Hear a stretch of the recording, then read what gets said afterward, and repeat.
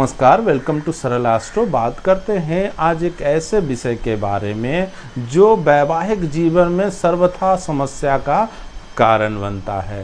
बात करते हैं आज वैवाहिक जीवन में समस्या का कारण बनने वाला उस मांगलिक दोष के बारे में। जैसा कि नाम से ही प्रतीत है, मांगलिक दोष यानी मंगल से बनने वाला ये मांगलिक दोष आपकी जन्म पत्रिका में अगर मंगल लग्न भाव में, चौथे भाव में, सप्तम भाव में, अष्टम भाव में और द्वादश भाव में अगर आपकी मंगल लग्न से या चंद्रमा से अवस्थित हैं तो आप मांगलिक दोष में जन्म लिए हैं। तो देखिए, अब इस मांगलिक दोष में आपने तो जन्म ले लिया, पर इसके क्या उपाय हैं और क्या गाइडलाइन है जिससे ये मांगलिक दोष से बचा जा सके। देखिए, सबसे पहले मंगल क्या है? मंगल जो है ऊर्जा का कारक ग्रह है। तो मंगल के अंदर इतनी एनर्जी है, इतनी ऊर्जा है, इसलिए शास्त्रकारों ने कहा कि अगर किसी की पत्रिका में मंगल की दृष्टि या मंगल का संबंध अष्टम भाव से हो रहा है तो वो मांगलिक दोष में जन्म लिए हैं। क्योंकि सप्तम भाव और अष्टम भाव ये आपके दाम्पत्य का भाव है। तो जैसे सप्तम भाव आपके पति का भाव है तो अष्टम भाव आपके पति के परिवार का भाव है।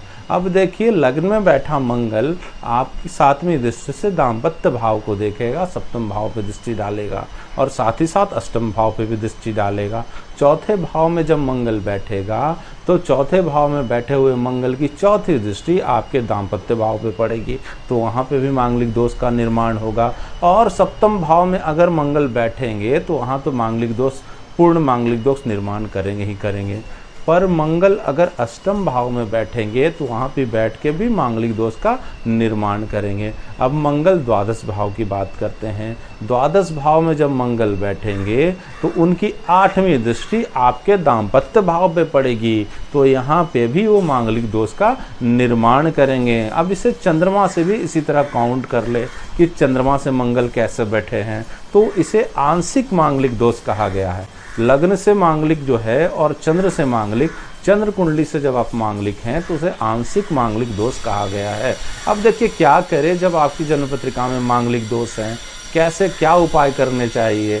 देखिए, अगर मांगलिक दोष हैं तो सबसे पहले जो उपाय करना चाहिए, आपकी कुंडली में अगर किसी फीमेल चार्ट में बृहस्पति स्ट्रॉन्ग है, उस मंगल पे बृहस्पति की दृष्टि पड़ रही है तो वो मांगलिक दोष के प्रभाव में कमी करेगा। अगर दाम्पत्य भाव पे मंगल की भी दृष्टि पड़ रही है, साथ ही साथ शुभ ग्रह से भी दृष्टि है वो सप्तम भाव, तो वहाँ पे मांगलिक दोष अपना प्रभाव कम देंगे। एक ये तो हुई ज्योतिषी की बात, जब आप किसी ज्योतिषी के पास जाएंगे तब ये आपको बताएंगे।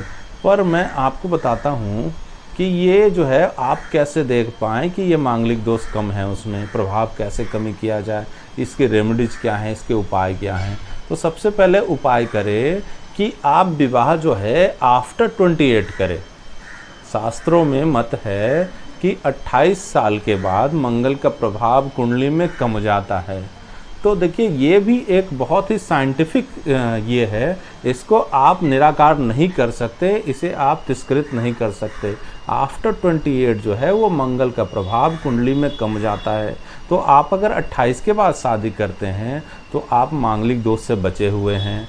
एक विधान और है कि आप गुण मिलान करके शादी विवाह करें। गुण मिलान की विधि से आपको मांगलिक दोष से निजात मिल जाएगा। आपका अगर अष्टगुण मैत्री मिल रहा है, चंद्रमा की स्थिति मिल रही है, भरकूट दोष मिल रहा है, अष्टगुण में तो ऐसे सारे ही गुण आ जाते हैं, तो भी आप बच सकते हैं मांगलिक दोष से। अब क्या करें कि कुंडली में पूजा के क्या उपाय हैं, मैं ये बताता हूँ आपको। अगर कुंडली में आपके मांगलिक दोष हैं, आपकी विवाह विलंब हो रही है या वैवाहिक जीवन में परेशानी आ रही है, तो आप मंगलवार का व्रत करें और मंगल की चीज़ों का दान करें। साथ ही साथ चंडिका स्तोत्र का पाठ 108 बार जरूर करें। इससे आपके मंगल शांत होंगे और जो कुंडली में नकारात्मक प्रभाव दे रहे हैं, आपके जीवन में जो नकारात्मक प्रभाव दे रहे हैं, वो आपको शुभत्व की ओर ले चलेंगे। तो आप मंगलवार के दिन मंगलवार का व्रत करें, मीठा खा के व्रत करें और इसे जो है चंडिका स्तोत्र का पाठ 108 बार नित्य करें। मंगलवार के दिन तो 3 पाठ कर सकते हैं 108 का, पर नित्य करने से मांगलिक दोष के प्रभाव से कम हो सकता है। तो बने रहे मेरे साथ, ज्योतिष के और भी उपाय मैं आप